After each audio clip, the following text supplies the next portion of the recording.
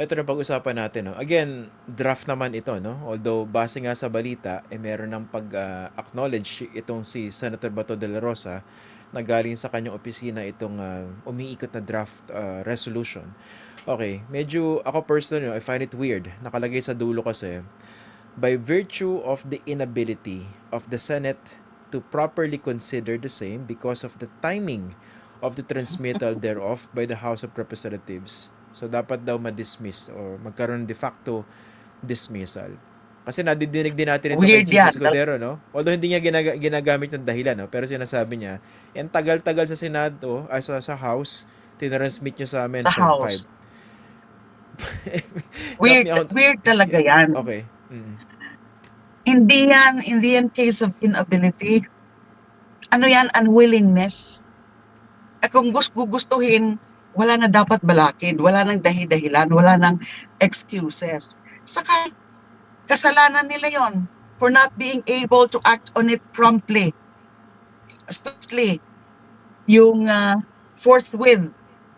And then, dahil sa kasalanan nila, i-dismiss na nila. Maling-mali yon. Walang logic doon. Kasalanan na nga nila. Tapos paparusahan nila ang taong bayan dahil hindi mailalabas ang katotohanan at hindi mapapanagot yung dapat mapanagot. Mm. Napaka-weird po niyan. Pero nga, Mhm. yung lateness, quote-unquote, ng pag-transmit ng articles of impeachment sa Senado, is that even an issue kung meron naman pong maliwanag na mandato ang Senado at hindi naman sila Exactly. pinipigilan na mag-hold ng impeachment trial kahit naka-recess dahil ibang function na ito ng mga senador. Correct. Correct. Hindi po dapat sinisisi ang House of Representatives dyan. Yes, delay din sa House of Representatives, pero at least nagawa nila yung role nila, yung pag-forward, pag-adopt ng articles of impeachment at pag-transmit. Yun ang trabaho nila. Nagawa nila. Now, nung dumating na sa February, yung tinasmit na finally, February 5, hindi po talaga yung excuse na dahil mag-a-adjourn na yung session for the election break. Because they could very well continue with that kahit hindi na naka-regular session. At kahit nga mag-adjourn na sine die from June 13, ay hindi pa rin yan dahilan sasabihin, sorry, adjourn na kami, sine die, hintayin na lang natin ang next Congress. Hindi pa rin po yan dahilan kasi malinaw, hindi ito parte sa legislative functions nila but as an impeachment court. Okay, ito pa isa, no? Ito, sa pagtingin ko, ito yung pinaka-weird na argument dito, no?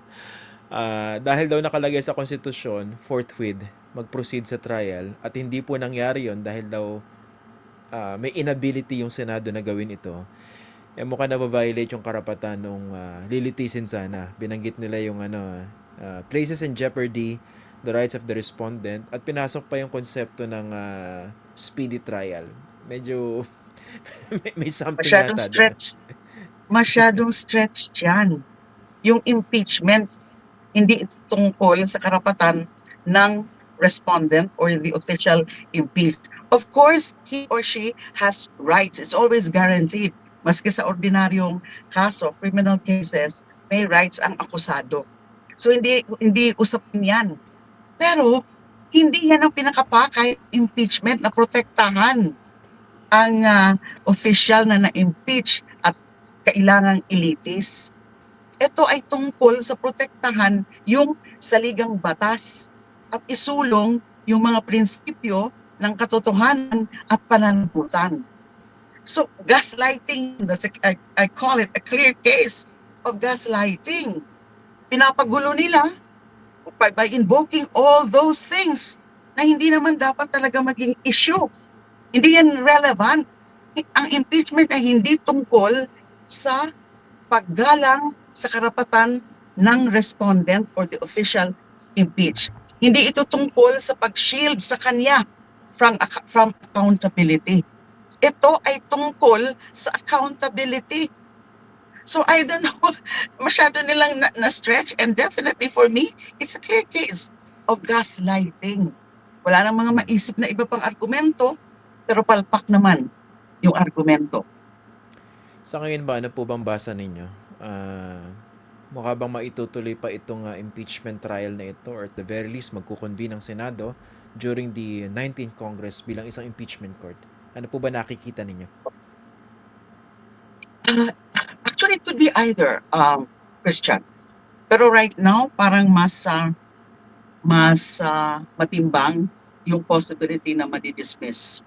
Yung possibility na may ganyang klaseng resolution na isusulong sa June 11 at pagbobotohan. Kung hindi man yung draft resolution na nakita natin na kumakalat na sa social media, they may come up with a modified version, an improved version of a resolution na isa-subject nila to votation. So pwede Okay. yun. So kapag mangyari yon, ang susunod na hakbang, merong mag-move for adjournment sine die. And normally, ang motion to adjourn is non-debatable. So tapos na ang usapin. Kailangan nang pumunta sa Supreme Court. Yun na lang ang magiging option. Kaya nga, between now and June 11, kailangan talaga ma-feel ng Senado yung mga ganito, ng mga sinasabi natin, yung pressure, yung developing anger on the part of the public. Kasi may marami nang lumalabas sa social media commentaries about what's happening. Marami ang hindi nagugustuhan yung ginagawa ngayon na Senado na lokohan na Lokohan na. Kasi napakalinaw naman na yun lang ang pinakatrabaho nila, sundin ang nasa konstitusyon. At sa pagsunod sa konstitusyon, dapat ituloy ang trial. So, it could be that, or baka naman merong makaisip na mag-file ng counter motion na to convene Senate as an impeachment court. At yun ay pwede rin pagbotohan yun. Kasi nga, alam mo Christian, isa pang nakita ko na medyo hindi ata tama yung sa rules. As I was looking at it. Kasi di ba yung unang plano ng June 2, before it was reset to June 11, June 2 dapat yung pag-receive ng prosecution panel at the formal reading of the articles of impeachment. Yun ang Yes. plano. So pwede rin yan ang mangyari sa June 11. The next day ay yung issuance of summons and other preliminary orders. Summons requiring the impeached official, the vice president, to file a verified answer within 10 days. Tapos magkakaroon ng a proceeding kung saan the respondent or the official impeached mag-plea ng either guilty or not guilty. And then susunod na yung pre-trial.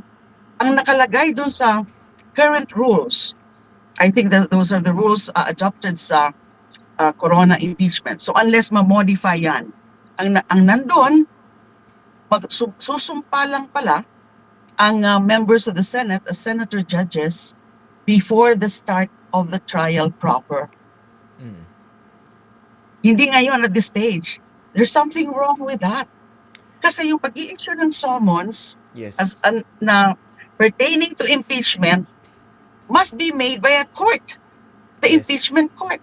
Kung sa regular court, di ba? Hindi pwedeng magkakaroon na ng pre-trial na wala yung judge. Ganon din dito. Yung pag-receive pa lang ng prosecution at para ipabasa yung articles of impeachment formally, kailangan naka-constitute na sila as an impeachment court at nakapagsumpa na sila. At susunod na rin yung iba pang mga proseso, katulad ng pag-issue ng summons, pag-hold ng pre-trial. Hindi pwedeng mag-hold ang isang grupo, ang isang tao na pre-trial na hindi pa naman siya nanunumpa bilang huwes. Ganun din sa impeachment. So there's something wrong with the current rules. Kailangan mapalitan yan. And that's why, ideally sana, sa June 11, yun ang pinakauna na dapat nilang gawin kung wala itong mga moves na to. Katulad nitong draft resolution na yan. Ang dapat unang gawin sa June 11 ay i-convene na nila ang sarili nila as impeachment court at mag-oath na sila. And then everything else follows even after the Senate adjournment. Kung ang ibang usapin siyempre, matatapos ba yan before the 20th Congress sa July 1 o hindi? Kung matatapos yan, up to June 30, the end of June, walang problema. Hindi na pag-uusapan dyan yung issue ng pwede pa bang tumawid. At kahit nga tumawid pa, wala rin po ako nakikita dyan na constitutionally wrong. Kasi nga, again, they are acting or they would be acting as an impeachment court and not as ordinary lawmaking body na iba ang rules sa general rules of the Senate. Kaya nga mali yung pag-i-invoke ng provision na yan sa Senate rules, general rules sa Senate about all matters and proceedings shall be terminated upon the expiration of the current Congress. May ganon. Pwede yan doon sa ordinary legislative functions nila, but not sa impeachment. And in fact, sa Constitution, nakalagay nga doon that that Congress or that Senate shall promulgate rules of impeachment that would govern the impeachment proceedings or impeachment trial.